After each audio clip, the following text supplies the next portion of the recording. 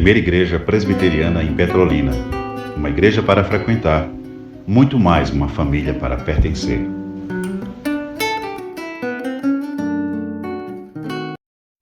Vamos que vamos. Queremos de coração, intensificar a obra missionária da igreja. A gente chega lá. Queridos, vamos lá? Isso, Venâncio querido. Nós estamos com uma série pertinente, uma série necessária, uma série edificante para a igreja. E o tema da série é este: a fé dos eleitos. 2 pontinhos. Cristianismo bíblico, ortodoxo, reformado e vivo. E já estamos agora nesse subtema da série: doutrinas centrais do cristianismo bíblico, ortodoxo, reformado e vivo.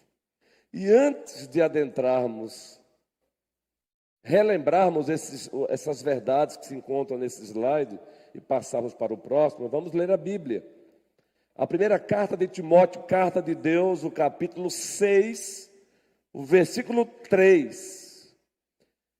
A primeira carta de Timóteo, carta de Deus, o capítulo 6, o versículo 3. Estamos observando daqui algumas pessoinhas agradáveis, não é? Que estão de volta aqui na região, outras que estamos tendo o privilégio de conhecê-las. Após o estudo, vamos citá-las aqui para a glória de Deus. Somos uma igreja para frequentar, muito mais para pertencer. Não é, Érica? Petrolina se encontra com as portas abertas, viu, Érica? Para morar também. Se alguém ensina outra doutrina e não concorda com as sãs palavras de nosso Senhor Jesus Cristo e com o ensino segundo a piedade, o que é que Paulo diz em seguida? É enfatuado, nada entende, mas tem mania por questões de contenda de palavras, de que nasce inveja, provocação, difamações, suspeitas malignas, altercações sem fim, por homens cuja mente é pervertida e privados da verdade, supondo que a piedade é fonte de lucro. Só até aí mesmo. Versículo 4, queridos Tiago e Venâncio, volte aí, por favor. O 3, ou melhor, perdão, o 3. Observe, se alguém ensina outra doutrina,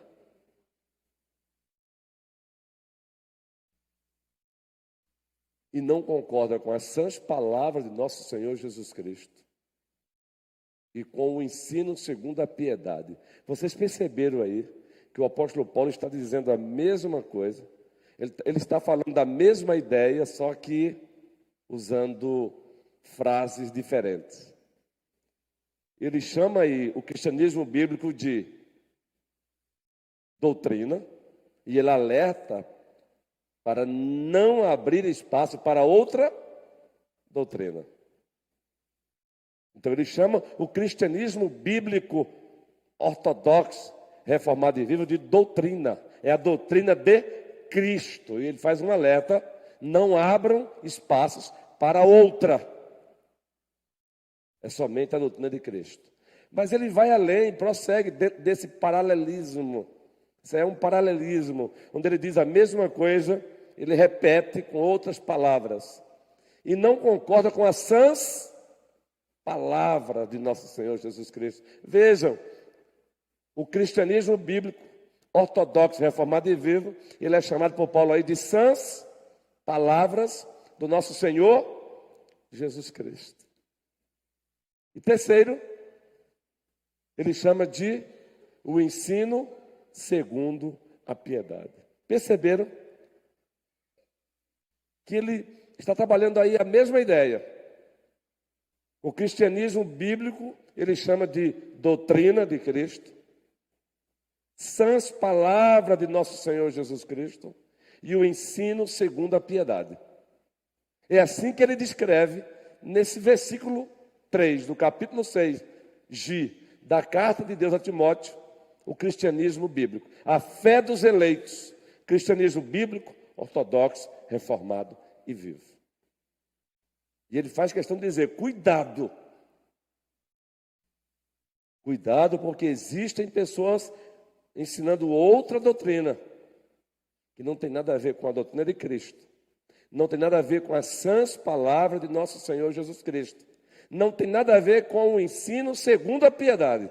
Ou seja, não tem nada a ver com a fé dos eleitos. Cristianismo bíblico, ortodoxo, reformado e vivo. Cuidado. Por isso estamos com esse tema. E agora o subtema, verdades centrais do cristianismo bíblico, ortodoxo, reformado e vivo. Uma igreja saudável, lembremos-nos, pois, que é uma igreja também ortodoxa.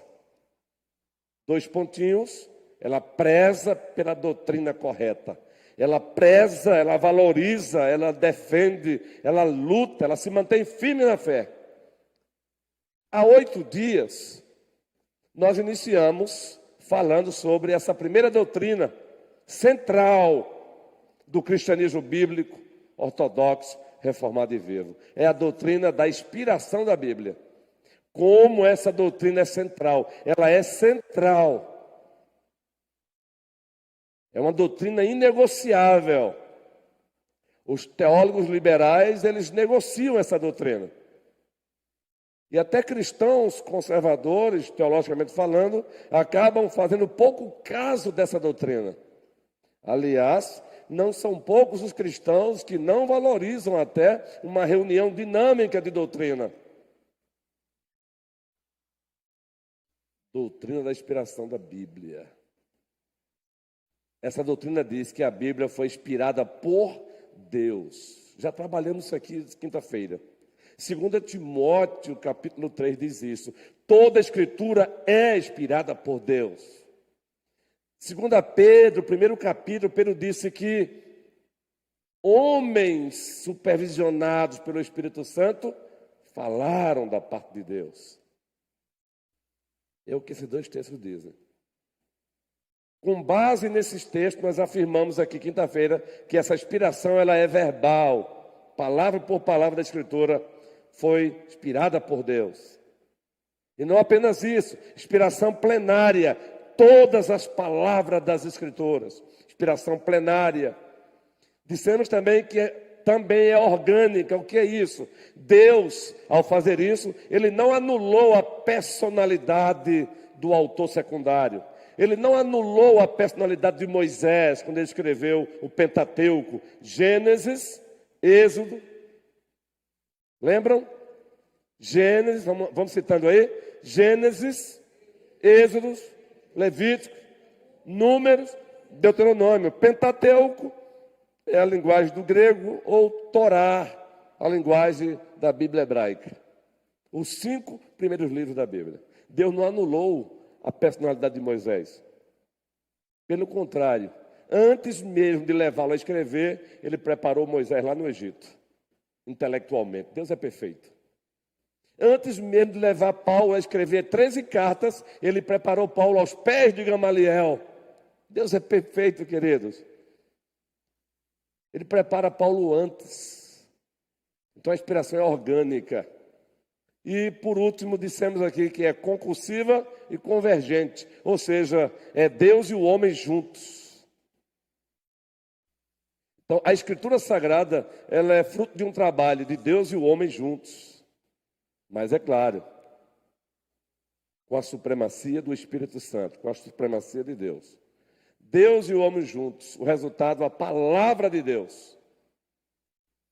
Agora, adiantando para hoje, para o estudo dessa noite, existem as consequências dessa doutrina, que por sua vez já são outras doutrinas, mas são apenas consequências. Uma vez que a Bíblia de fato ela foi inspirada por Deus, ela é inspirada por Deus, essa inspiração ela gerou consequências. E aí aqui vamos para o slide de hoje, ou os slides de hoje. Vejam só. A Bíblia foi soprada por Deus. A palavra no original é Deus. Teopneustos, soprada por Deus. Consequência, dá para ver ali na letra A, infalibilidade, inerrância e veracidade. Porque a Bíblia foi soprada por Deus, inspirada por Deus, ela é infalível, ela é inerrante e ela é veraz. A Bíblia é infalível, ela não falha. Vejam João 10:35, por favor. Vejam João 10:35. João capítulo 10, o versículo 35. Vejam esse texto. Então, a infalibilidade, a inerrância, a infalibilidade da Escritura, a inerrância da Escritura e a sua veracidade é consequência da doutrina da inspiração. Ela foi soprada por Deus. Vamos ler juntos? Se ele chamou deuses aqueles a quem foi dirigida a palavra de Deus, e a Escritura não pode, a última parte, quem está falando aí é Cristo. E a Escritura não pode falhar. Essa afirmação aí saiu da boca do próprio Cristo, a palavra encarnada. E a Escritura não pode falhar. Voltemos para os slides. Então a Bíblia é infalível.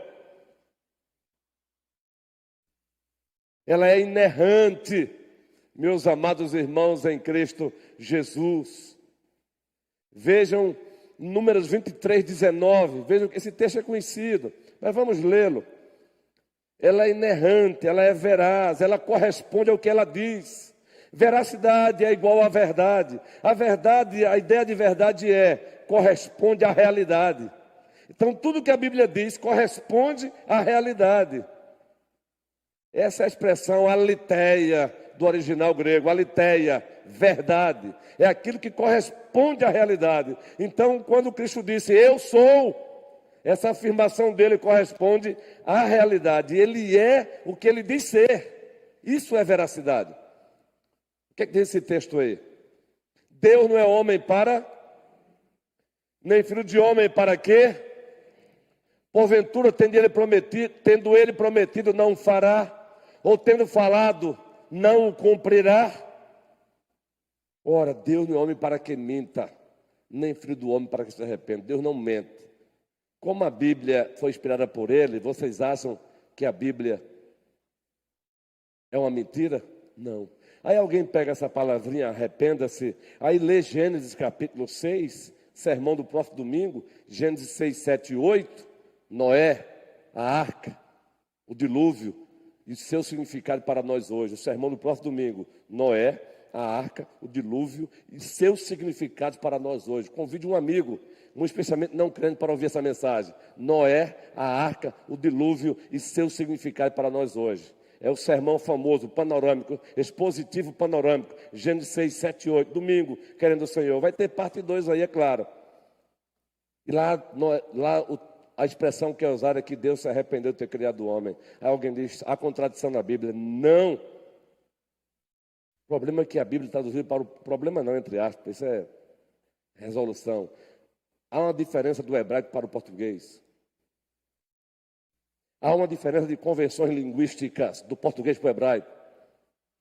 Quando a Bíblia diz que Deus se arrependeu, no original está dizendo o seguinte, existem figuras de linguagem, nós chamamos de antropopatia, isso é antropopatia.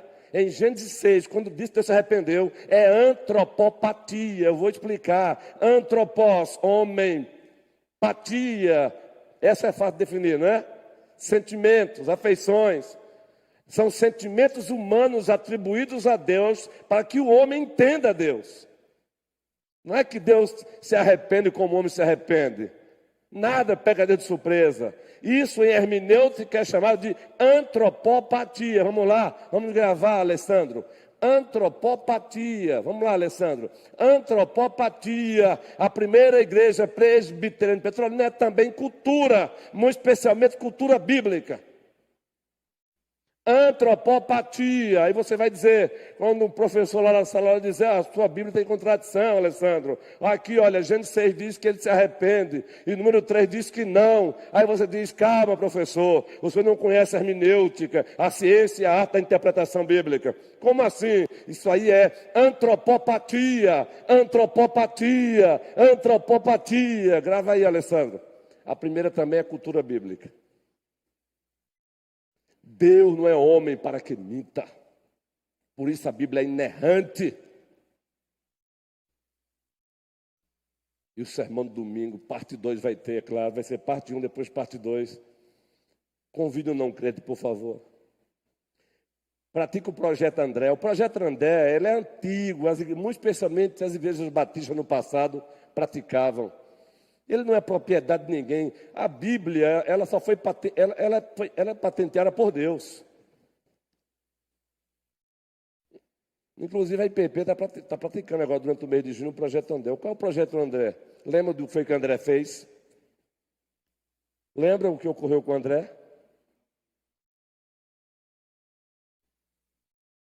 Vou chamar o irmão, justamente, Carlos.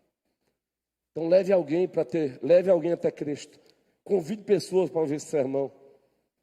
A arca, Noé, a arca, o dilúvio e seu significado para nós hoje. Agora vocês sabiam que tem cristãos hoje, pastores, que dizem que tudo isso é lenda, é mito. Mas quando Noé passou 120 anos construindo a arca, eu imagino o quanta baboseira ele também não ouviu, não foi? Porque diz a Escritura Sagrada, Pedro diz que ele era pregador. Ele não estava só construindo a arca, era construindo a arca e chamando o povo ao arrependimento, gente. Pedro vai dizer lá, ele era pregador da justiça, ele era um pregador. Ele estava chamando o povo, 120 anos, chamando o povo ao arrependimento. Eu imagino quantas zombarias, hein? Quantos escarnecimentos, Carlos. Olha um espóliozinho aí, Mateus 24, Cristo diz, assim como foi nos dias de Noé. Olha o espóliozinho aí. Assim como foi nos dias de Noé, casavam-se, davam-se em casamento. Em outras palavras, ninguém estava nem aí para Deus, muito menos para o que Noé estava pregando. Mas aí veio o dilúvio e levou a todos. Assim como foi nos dias de Noé, reticência e deixa para domingo. Não é brincadeira, não, é palavra de Deus. A Bíblia é veraz. Aquilo que ela afirma corresponde à realidade. A Bíblia diz que o diabo é um querubim caído, é um ente angelical. Mas aí tem teólogo dizendo que não, isso é um mito. O mal é aquilo que praticamos, vai nessa. Se ele é um mito, então Jesus Cristo é um mito, mas Mateus 4 e Lucas 4 diz que o diabo dialogou com o próprio Senhor Jesus Cristo, correto? Mateus 4 começa assim, o Espírito Santo levou Jesus Cristo para o deserto para ser tentado por quem? Pelo Satanás, pelo diabo. E o diálogo se iniciou. Se tu és o Filho de Deus, manda que essas pedras se transformem em pães. E aquele que não é mito, ele é real, é o Logos de Deus, a palavra de Deus, a palavra encarnada de Deus, também está escrito. Cristo evoca a palavra de Deus. Ele vai para Deuteronômio 6, 7, 8. Também está escrito, nem só de pão viverá o homem, mas, completem, de toda a palavra que procede da boca de Deus. Aleluia. B. Eu não vou ler todos os textos, não. B. Consequência da doutrina da inspiração, clareza, perspicácia ou perspicuidade. A Bíblia é clara, muito especialmente na verdade que é suficiente para a salvação, fé, vida do homem, glorificação de Deus. Clareza, perspicácia, perspicuidade. intensidade, ela entra com força, ela é clara para a salvação do homem. Vamos ler a Bíblia aí. Tem um próprio slide aí com outros textos. Hebreus 4, 12 e 13. Já ouviu gente dizendo assim, eu não leio a Bíblia porque ela é complicada. Complicada não, complicado somos nós. Aquilo que é necessário aquilo que é suficiente para a salvação é clara. Aliás, se tem um mestre claro e simples, foi Cristo. Eu sou a porta. Olha só, gente. Eu sou a luz do mundo. Stuart, o velho pastor, escreveu um livro pregando como mestre. Que maravilha. Toda a igreja, vamos lá, porque a palavra de Deus é viva e mais cortante do que qualquer, e penetra até ao ponto de dividir alma e espírito, juntas e medulas, e é apta para discernir os pensamentos e propósitos do coração. Versículo 13. E não há criatura que não seja manifesta na sua. Pelo contrário, todas as coisas estão descobertas e patentes aos olhos daquele a quem temos de prestar contas. Interessante. No versículo 12, o autor, movido pelo Espírito Santo, diz, ele está falando da Escritura, não é Daniel, não é Gabi. Toda a Escritura. A palavra de Deus é viva e eficaz. No 13, é como se ele mudasse, né? Está falando agora de uma pessoa, correto? Sabe por quê? Palavra de Deus e Deus não se separam. Obedecer a palavra, obedecer a Deus. Obedecer a Deus, obedecer a sua palavra. Daí essa conversazinha fiada, quando você encontra um crente de desobediência e você pergunta a ele, como você está? Ele diz que eu estou bem. É mentira. Você está de bem com Deus? Estou. Mentira. Não existe o estar bem com Deus quando a palavra de Deus é desobedecida, pisoteada por aquele que diz que está de bem com Deus. Pouco a pouco vamos inventando um tipo de relação com Deus que o próprio Deus desconhece. Isso para acalmar as nossas consciências. Então, olha, não foram poucas as vezes, 22 anos de pastorado, que você encontra uma ovelha que já não mais congrega, e não congrega em lugar nenhum, e você encontra, diz, como você está? E a pessoa diz, estou bem. E aí continua, veja, eu abandonei a igreja, mas não abandonei Deus. Quem já ouviu isso aí? Pense numa falácia. Vejam onde é que está na Escritura isso. Eu abandonei a igreja, mas não abandonei Deus. Pense numa mentira. De quem é a igreja? De quem é a igreja? Queridos, abandonar a igreja verdadeira é virar as costas para Deus. Veja como nós vamos tentando usar de argumentos falaciosos, enganosos, para acalmar a nossa consciência. O dia que você ouvir alguém dizendo isso, carinhosamente, sem constrangê-la, corrija essa pessoa. Não, você abandonou Deus também. Não se separa o corpo da cabeça. A Bíblia diz em Efésios 1 que a igreja é corpo de Jesus Cristo e Jesus Cristo é Deus.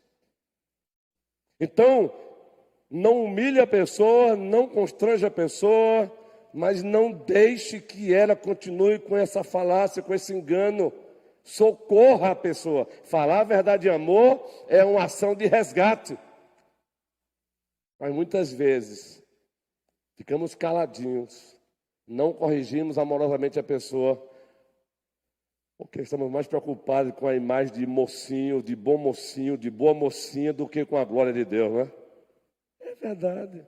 Aí deixamos a pessoa no erro. Eu abandonei a igreja, mas não abandonei Deus. Meu amor, senta aqui. Qual é a base para isso? Que você abandonou a igreja, mas não abandonou Deus. Você abandonou Deus, sim. Eu vou te provar de Gênesis, Apocalipse. Agora, meu amor, não é para te constranger, não é para te maltratar, não é para te socorrer. Não é para mostrar que eu conheço mais do que você, não é para te socorrer. Fuja das garras do diabo. Essa é uma mensagem do diabo. Eu abandonei Deus, mas não abandonei a igreja. E você encontra cristãos presbiterianos com essa conversa feia. Acontece. Obrigado. Fique tranquilos que na hora certa eu volto, viu? É porque o uso das palavras dá nisso mesmo. Mas obrigado, viu? Obrigado por lembrar, Moniquita. Mas eu volto. A mente, ela dá esse curto-circuito. Acontece. Obrigadão, Moniquita. Eu abandonei a igreja, mas não abandonei Deus. Não deixe alguém dizer isso perto de você. A não ser que o momento não seja oportuno. A não ser que você perceba que vai constrangida, porque tem mais pessoas perto. Mas aproveite um outro momento, chame e diga, não faça isso não, meu filho. Abandonar a igreja é abandonar Deus. Porque a igreja é o lugar do povo de Deus, é o povo de Deus.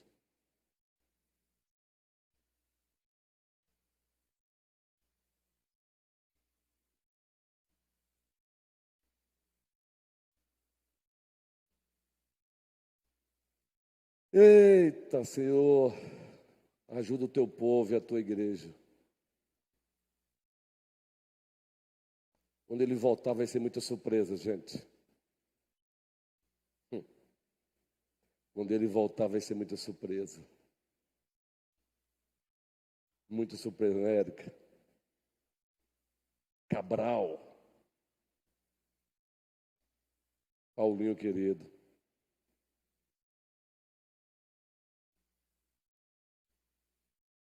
Estamos chegando aí com um cristianismo ao gosto do freguês hoje.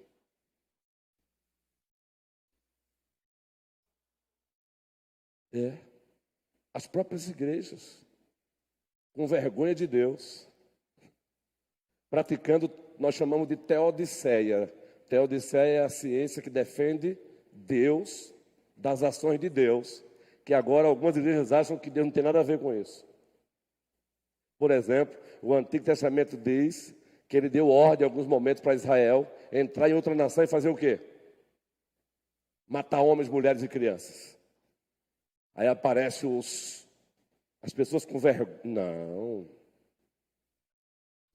É uma interpretação errada. Deus não é assim. Não é. E o dilúvio, quem mandou o dilúvio? Eu pergunto, aqueles que morreram sobre o dilúvio, tinha crianças? Então, já tem agora aqueles que querem defender Deus das ações de Deus. Não, olha, veja bem. Não. O nosso conceito de santidade, de justiça é pífio, Moniquita. O nosso conceito de santidade é pífio. Olha a intimidade de pastor, né? Eu chamei Mônica de Moniquita, Moniquita. E nas mensagens particulares eu falei, e aí, Moniquita, tem uma cunhada, minha cunhada é Mônica, eu chamo de Moniquita. O costume de casa, ela vai para a praça, né? Ela olhou para mim agora, Moniquita. É o meu diminutivo para Mônica, a minha cunhada, eu chamo ela de Moniquita. Carinhosamente falando. Clareza, perspicácia. A Bíblia nos desnuda, Rafael. É por isso que aquela frase, ou a Bíblia te afasta do pecado, ou o pecado te afasta da... Ela rasga a gente, ela corta. A ideia de todas as coisas estão nuas e patentes diante de Deus, é a ideia de tirar a pele e deixar o corpo livre para quem quiser ver. É assim que Deus nos enxerga. Ele não vê as nossas maquiagens. Ele vê para além das nossas maquiagens. Ele vê o nosso ser na sua inteireza, queridos. Quando ele diz todas as coisas estão nuas e patentes diante de Deus, está dizendo, Deus vê, até Deus vê aquilo que nós não conseguimos ver em nós mesmos. Todas as coisas estão nuas. Magali, Presbítero Jorge. Outra consequência, suficiência. A suficiência da Escritura é consequência da inspiração. Deuteronômio 29, 29. Eita, esse texto é demais. A Bíblia é suficiente. Deus a inspirou, por isso ela é suficiente para a salvação, para a fé, vida do homem, glorificação do nome de Deus. Deuteronômio 29, 29. Deuteronômio 29, 29, olha esse texto aí. Igor, depois de um dia de trabalho, né, Igor? A energia está lá embaixo já, né, guerreiro? Heitor, olha só. Preste bem atenção, Heitor. As coisas encobertas pertencem ao nosso Deus. Porém, as reveladas, Marlene, nos pertencem, Suelene, a nós e aos nossos filhos. Olha aí, Daniel. Para sempre. Para que cumpramos todas as palavras desta lei. Suficiência. Aí eu quero fazer uma observação aqui. E como professor de seminário, pense que essa experiência é frequente. Nós estamos lecionando escatologia no Instituto John Owen, aqui em Petrolina. Presença física. Uma turma maravilhosa e boa. Mas a gente sempre percebe, todos nós estamos envolvidos nessa, que a gente muitas vezes vira as costas para o que foi revelado e fica querendo descobrir o que Deus não revelou. É uma tendência nossa. E em aula de seminário é que a gente percebe isso. Aí o crente, ele vira as costas para o que Deus revelou e revelou para que ele pratique. Aí ele vira as costas e nem pratica e fica querendo saber o que Deus não revelou. Esse texto é maravilhoso quanto a isso. As coisas encobertas. Moisés está dizendo, existem coisas que Deus não quis revelar. Quer-se-a. Príncipe Isaac, existem coisas que Deus não quis revelar. Aí ficam, às vezes, cristãos, ou seja, querendo penetrar a vontade secreta de Deus.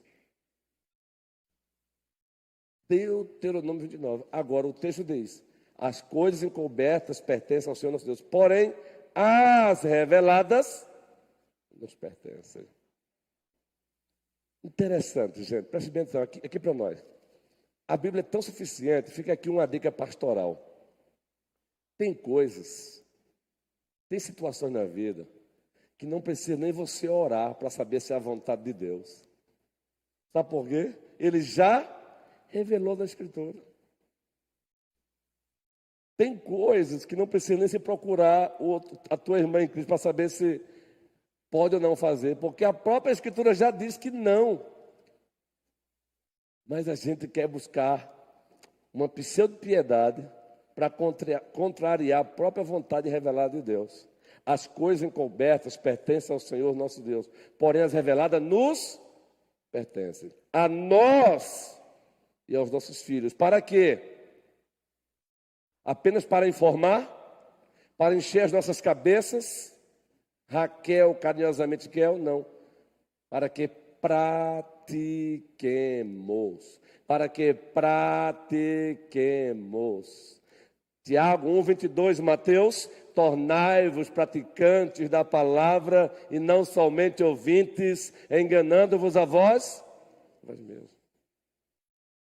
E ainda tem aquela ovelhazinha que procura um pastor no gabinete pastoral e pense que eu amo fazer gabinete pastoral. Eu amo mesmo, que cuidar das ovelhas de Cristo é um privilégio. Mas tem aquela ovelhazinha que procura o pastor no gabinete pastoral e pede a orientação pastoral. Aí o pastor abre as escrituras e diz, para isso aqui, essa é a vontade revelada de Deus. Esse é o princípio bíblico para essa sua situação. Beleza, né? Aí o pastor, feliz da vida, que orientou a ovelha. Ela vira as costas, sai do gabinete pastoral, faz o quê, Diácono Luciano? Tudo o contrário, meu irmão. Tudo o contrário. O sofrimento pastoral está nisso aí. Aí você diz, meu Deus do céu. O contrário, meu irmão. Você, acho que Mateus diz isso, Marcos diz isso, é palavra de Deus, meu irmão. Faça isso aqui, esse é o caminho de Deus. Aí a pessoa faz o contrário. Ela é suficiente. A lei do Senhor é perfeita e restaura a alma. Por último, encerrando, consequência da doutrina da inspiração, a autoridade suprema. A Bíblia é a autoridade suprema na igreja. A primeira carta aos Tessalonicenses, capítulo 2, versículo 13. Quando terminar essa série, eu vou postar esses slides no grupo da igreja para você relembrar, viu? Mas só quando terminar essa série. Já estamos com 88 slides, acho que ele vai chegar a uns 500 aí, slides, não tem problema. É um resumão. Toda a igreja, vamos lá? Outra razão ainda temos nós para incessantemente dar graças a Deus. É que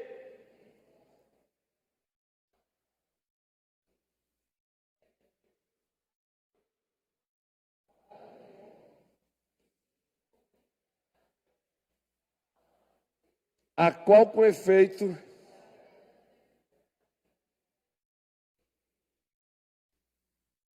não sou eu a autoridade suprema sobre vocês. É a palavra de Deus, a qual eu devo pregar. A minha autoridade pastoral, ela é subordinada à autoridade suprema da palavra de Deus. A minha autoridade pastoral, ela começa na palavra e termina na palavra. Sabe o que significa? Se eu fugir dela, eu já estou praticando abuso de poder. Seja para subtrair alguma coisa dela, seja para adicionar alguma coisa dela. Agora, quando eu estou alicerçado nela e prego a palavra, aí, meu irmão, a consequência presbítero é com o Senhor, não é? Mas a minha autoridade pastoral começa na palavra e termina na palavra. Sabe o que significa? Eu não devo, Carlos e Tereza, exigir nem menos do que Deus exige. E eu também não devo, Milka, exigir mais do que Deus exige. Se eu exigir menos da igreja do que Deus exige, eu estou sendo insubordinado para com ele, Elaine, presbítero Manuel. Mas se eu ousar também exigir mais do que ele exige, eu também estou em desobediência a ele. Veja o desafio de um pastor fiel, Juan, que o Senhor confirme, jovem. O que você tem compartilhado comigo tem o meu apoio, viu? Tem o nosso apoio.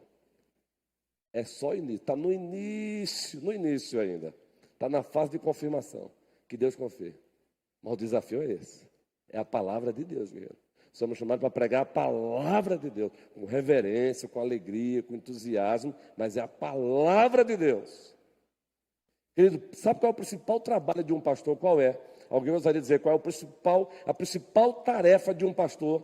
Alguém ousaria dizer aqui qual é a principal tarefa de um pastor? Biblicamente falando, gracinha querida, ela é gracinha mesmo em todo sentido. Até o sorriso dela nos contagia.